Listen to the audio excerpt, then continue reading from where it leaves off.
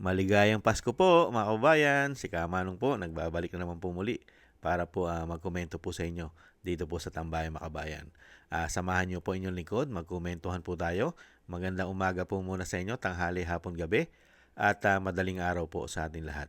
Sana po nasa maayos po tayong kalagayan mga kababayan. Mag-umpisa na po tayo mga kababayan, komentuhan po natin at nakakamiss po ang tunay na leader ng ating bansa na dinukot po nila at dinala po sa ICC. At ngayon po ay nagsosolo po siya ron at wala pong dalaw ng Kapaskuhan at Bagong Taon ayon po sa pulisiya ng ICC. At ibalik tanaw po natin mga kababayan ang tunay na leader na hindi po nila kayang ipakulong sa Pilipinas dahil po sa husay at galing nito, lalong-lalo po sa pagpapatupad ng batas mga kababayan. Unahin po muna natin yung pagbati po ng ating dating Pangulong Duterte nung panahon po na siya po ay Pangulo. Nakakamiss lang po at isunod po natin ang mga kaganapan po sa Senado at sa Kongreso, mga kabayan. Kaya po nila napilitang ipatapon sa ICC, mga kabayan, dahil hindi nila kaya ipakulong. Umpisa na po natin. It's Christmas season, and I would like to greet every Filipino, wherever you are, everywhere, be it in the Philippines or outside, a very happy Christmas and a peaceful New Year. The world, ang ating mundo ay on fire, everywhere. I'd like to make a report that the Philippines is still lucky. We are peaceful here, and we are trying to fix our lives. I myself would work for a better Philippines. Hindi ko alam kung saan ang swerte ko dadating. But I'd like to assure every Filipino, again, everywhere, that we will strive to make this country peaceful and productive. And may the season bring us joy and happiness. And we expect you to celebrate with us, wherever you are, anywhere in the world, even in spirit. Merry Christmas, and may we have a peaceful New Year. It's Christmas season. Yan po mga tambay, ang bati po ng ating mapakahusay at magaling sa kasaysayan po ng ating panahon, ang dating Pangulong Duterte, mga kabayan. At ito naman po mga tambay, na talagang hindi po nila kasi kayang ipakulong mga tambay ang dating Pangulo dahil po sa kanyang galing at husay na Pangulo. Tingnan po natin ang kaganapan po mga tambay. Ibalik tanaw po natin.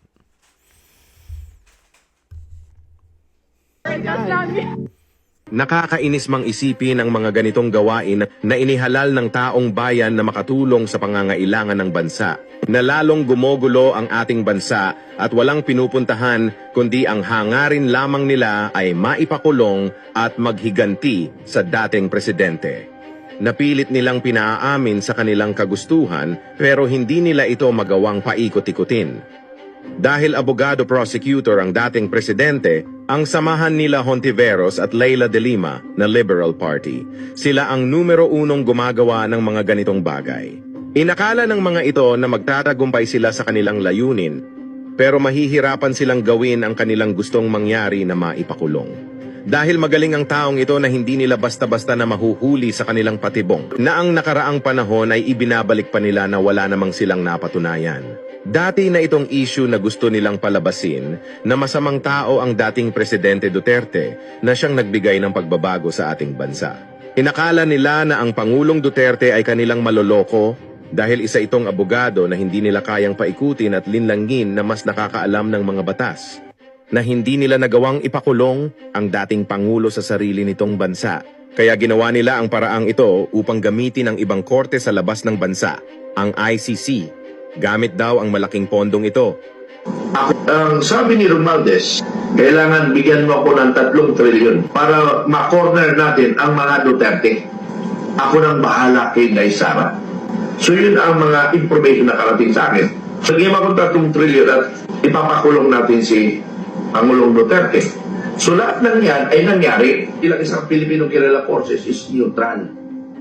E di siya neutral kasi nga, ang purpose namin ng Filipino Guerrilla is to protect the Filipino, to protect the barangay. Pero dahil sa nakikita namin na hindi tama ang pagtatrato nila sa dating Pangulong Duterte, Dito pa lang ay nagpapatunay na wala silang pag-asang maipakulong ito sa sariling korte ng Pilipinas dahil sa kaalaman ni Duterte sa larangan ng batas na kahit anong pagtatanong nila dito ay nauuwi lamang sa pagkabigo na walang pinupuntahan, na lumalabas dito sila ang pinaglalaruan. Kung lahat man ito, kung totoo, palhin niyo ako ng kaso. May korte. At sinasabi ninyo na bakit ninyo nalaman na matay, na ganun-ganun. So, ibig sabihin may witnesses kayo.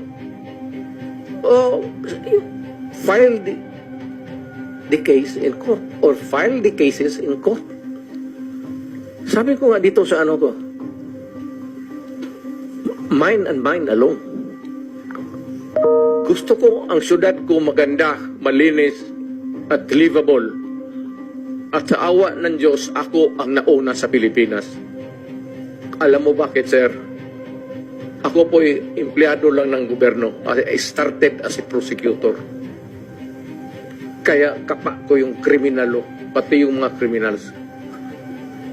Yung isang Mr. Chair? gangster, utusan ko. Patayin mo yan, kaya kung hindi mo patayin yan, patayin kita ngayon. Bakit mo isakripisyo yan sila? Dito mo mapapansin kung gaano katapang ang dating presidente na harapin ang mga aligasyon sa kanya na kahit matanda na ito ay maayos pa rin ang pag-iisip sa pamamaraan at diskarte kung paano kontrahin ang mga senador na ito.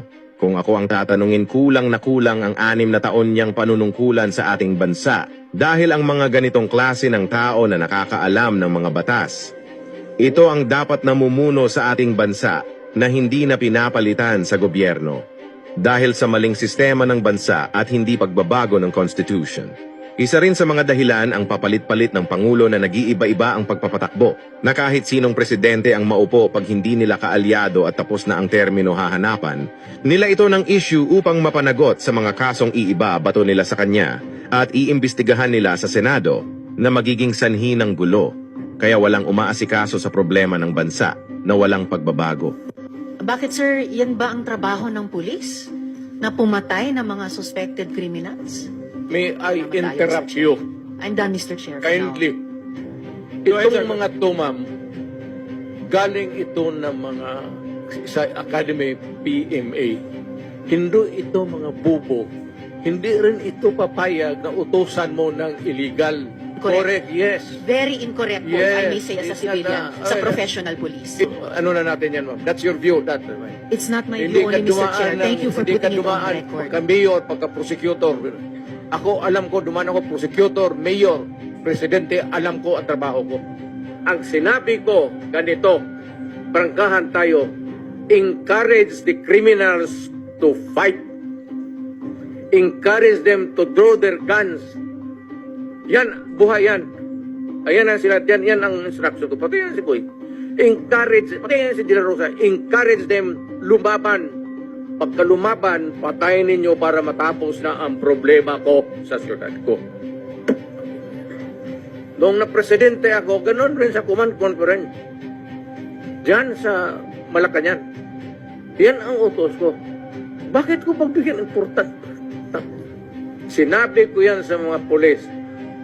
Putang ina kayong mga pulis, pag pumasok kayo dyan sa droga, kayo ang mauuna. Hindi ka nagdala ng syudad eh. You never Totoo had po, a Mr. chance Chair. to solve the problem of the community. Nakakainis mang isipin ang mga ganitong gawain na inihalal ng taong bayan na makatulong sa pangangailangan ng bansa. Grabe, no, mga tambay. Kaya hindi po aasenso ang ating bansa dahil sa mga ganyan pong politiko, mga kababayan. Kaya mamimiss mo talaga ang magaling na politiko na nagdaan po sa ating panahon. At ito pa isa, mga tambay, yung mga salot pong mga congressman naman po, mga tambay, at salot po na mahigit 50 years ay nagsama-sama rin po na wala rin pong naitutulong para sa ating bansa. Bagkus, puro pang sariling intensyon lang po ang kanila pong hangarin at pilit din po pinababagsak ang dating Pangulo. Ibalik tanaw po natin, mga kababayan.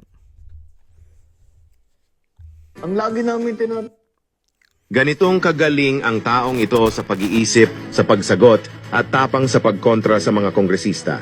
Dito mo makikita kung anong klaseng tao ang mga ito, kung paano tratuhin ang dating Pangulong Duterte na isa sa nagbigay ng pagbabago sa ating bansa. Kahit anong gawin ng mga ito ay hindi nila mapagtagumpayan ang kanilang taktika na makakuha ng maling sagot kay Duterte na magdidiin sa kanya sa kaso ng EJK sa war on drugs. Yung families of innocent extrajudicial killings, kayo din. File the case in court. Mr. Walang Chair. problema. Nandiyan ang korte. Yes, Mr. Chair. Second question ko. Responsable kayo kasi polisiyan nyo yon. Kumbaga, tatak Duterte. Dahil polisiyan nyo rin yan, tama ba? Sa Davao. Nung nasa Davao pa kayo. Tama ba na tawagin po itong Davao model or Davao style? Mr. Chair? I cannot control the semantics. Mr. Chair, yes or no? Davao style. Do not ask me to answer yes or no. You are not an investigator. Mr. Chair, tayo po ay nasa investigasyon kasalukuyan, Yes, Mr. but you Chair. are not an investigator. Why are you asking me to answer Mr. Chair, yes or no? tinatanong ko na... Mr. Chair, ano ka, police? This is not an inquisition. It's a democratic process of investigation. Dito mo mapapansin pinagtutulungan siya ng mga ito, naglabasan ang mga galit sa Pangulong Duterte, na nagsama-sama ang mga taong kontra sa kanyang pamumuno noong presidente pa siya. At kahit anong paninira ang kanilang gawin laban dito, ay hindi nila ito napagtagumpayan. Ang mga ganitong gawaing paulit-ulit lang mangyayari sa bansa hanggat hindi nawawala sa kapangyarihan ang mga ito sa gobyerno. Napaulit-ulit niyong binoboto magbabago pa ba ang bansang ito na kahit sinong pangulo at hindi nila gusto ang mga batas at patakaran na sinusunod kung taliwas sa kanilang layunin. Hindi sila sasang-ayon sa iyo, lalo kung ikaw ang sisira sa kanilang mga plano na dapat sila ang masusunod. Aminin man natin sa hindi, halos karamihan ng mga politiko ngayon na nasa gobyerno ay ayaw talaga ng pagbabago. Dahil nai-involve dito ang limpak-limpak na salapi ng pondo ng kaban ng bayan na maari nilang makuha at ikayaman dahil sa kapangyarihan. Dahil kung talagang hangad nila ang pagsisilbi sa bayan, hindi ganito ang ating bansa at hindi ganito ang mga nakikita. Hindi, Mr. Chair, si Mr. Duterte mismo nagsabi patayin agad. Wala bang pagkakataon na mabigyan na mabigyan ng pagkakataon yung suspect or yung gustong mahuli. Ang concept niya talaga patayin agad ang mga kriminal o yung mga addict o yung mga pusher. Pero ang tanong ko nga, hindi nyo ginawa yan sa mga drug lords. Okay? Hindi kayo nanghuli ng mga manufacturer ng drugs. Pero yung mga maliliit, ganyan ang tingin ninyo, ano? Yung mga kriminal na sinasabi ninyo. Ganyan niya tratuhin. Ganon ako gagago. Excuse me, Tingin mo, point of order. ganon ako Point of gagago? order, Mr. Chair. Kanina sinabihan na natin na may rule na bawal gumamit ng manaswang salita or hindi magandang salita. Am I that stupid? English yan. Ang Tagalog niyan is ganon ako gagago. Abogado ako, fiscal ako, ganon ako gagago. Tama kayo, Mr. Chair. Tama po si Mr. Duterte. Abogado kayo. Pero alam ko, pag abogado, dapat alam niyo po yung due process of law. Alam niyo pong igalang ang karapatan at buhay ng tao, Mr. Chair. Huwag ka magbarurong, ma'am. You do not know me from Adam. Basta lang na anong narinig ninyo yung Dito mo makikita kung sino ang nagmamagaling pagdating sa batas, na kung makaasta ang mga ito ay tila ba sila ang marurunong at nakakaalam ng mga batas, na pinalalabas nilang walang alam at walang karapatan ng dating Pangulo na siya ang magpatupad ng batas sa sarili niyang kagustuhan. Na alam naman natin na malaki ang naitulong nito sa pagbabago ng bansa. Ngayon, tandaan ninyo ang mga taong ito kung karapat-dapat ba sila sa gobyerno ng Pilipinas. Kung ang mga taong ito ay isa sa mga sumasang-ayon sa maling sistema ng bansa, sa tingin ninyo may magbabago sa bansang Pilipinas. Hanapin natin ang mga katulad ni Duterte na ramdam ninyo ang pagbabago sa ating bansa, na may tapang at paninindigan upang protektahan ang mamamayang Pilipino laban sa masasamang loob. Could you name those 7 people?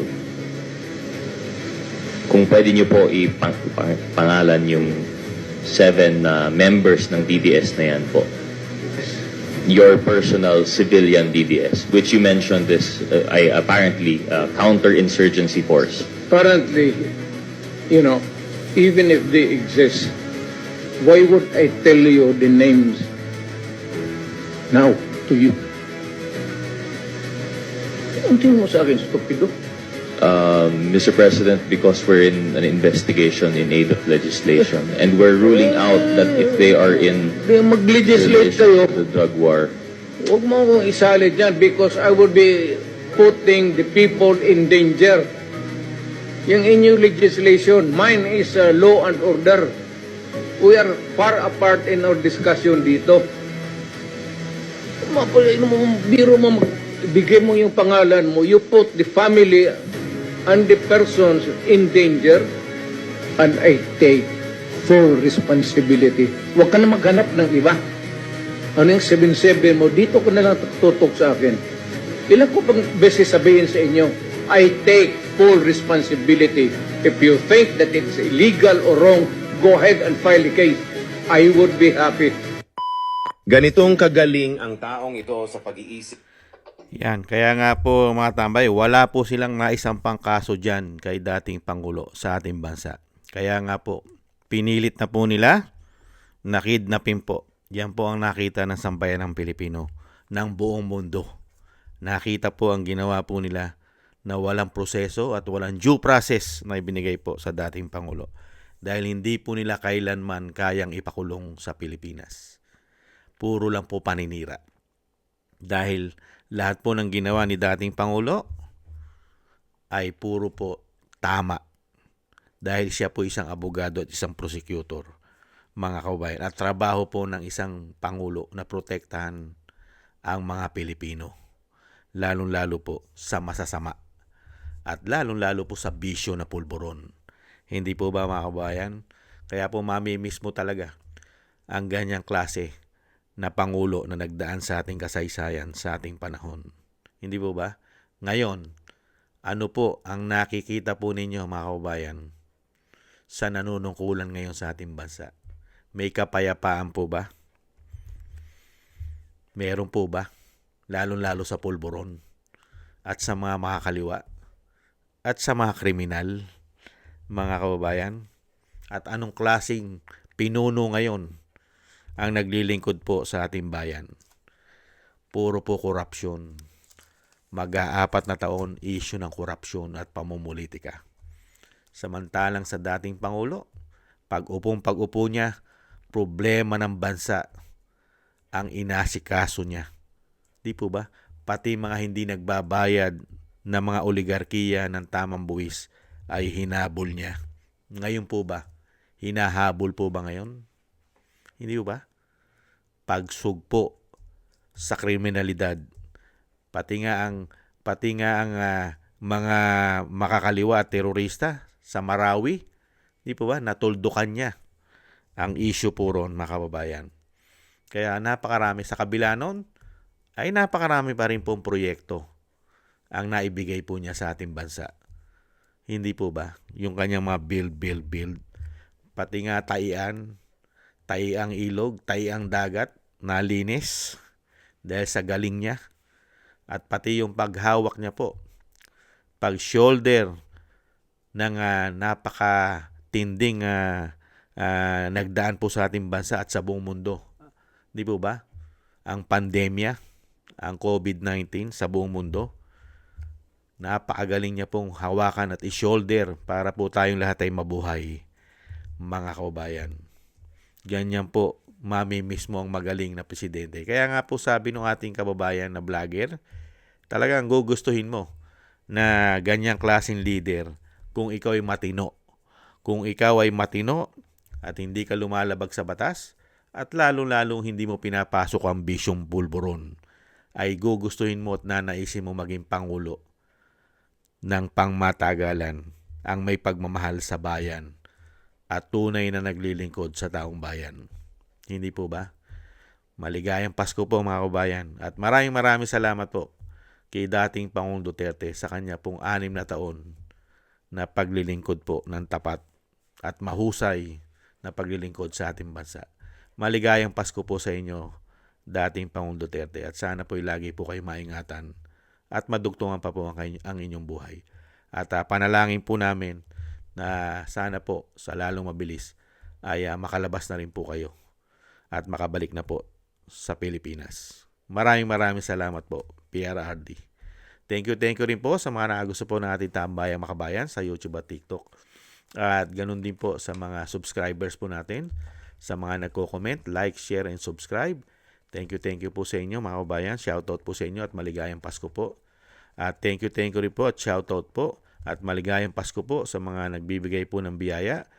Thank you po kay Balance Vision TV, Nancy Lumampaw, Tatay Nick na Canada, Gay at Siena, Norma Garcia, Michelle Yamaguchi Vlog, Rosalina, Wills Bubbles, Arpel Villacorta, Chidorico Erguisa Jr., Ani Jo, ako si Pilam, Jobelin Watanabe ng Japan, si Jem Aris na United Arab Emirates, Julieta Silona ng Sydney, Australia, Gina Ray Solidides ng Berlin, Germany, Jake Yahut ng Maisug, California, USA, Kingston ng Hong Kong, Bay Chichiyoko at si Sir Eric Hershaw ng Canada.